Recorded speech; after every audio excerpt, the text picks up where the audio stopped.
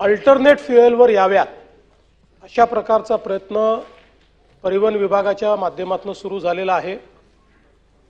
जवळपास 5000 EV buses 5150 EV buses या परिवहन विभागाच्या माध्यमातून एसटी करता घेण्यात येत आहेत।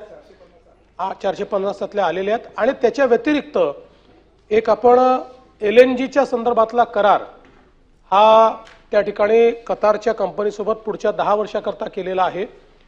ज्या करारामध्ये आपल्या ज्या एक्झिस्टिंग बसेस आहेत या बसेसला एलएनजी मध्ये आपण कन्वर्ट करतो आहोत आणि आपल्याला 10 वर्ष ते एलएनजी पुरवण्याचं काम त्या कंपनीच्या माध्यमातून होणार आहे। त्यामुळे ज्या एक्झिस्टिंग बसेस आहेत त्याचंही टप्प्याटप्प्याने कन्व्हर्शन हे क्लीन फ्युएलवर किंवा रिलेटिव्हली क्लीन फ्युएलवर म्हणजे एलएनजीवर आपण करू। त्याच्यामध्ये काही रेग्युलेटरी अडचणी आल्या त्या आम्ही सोडवतो आहोत।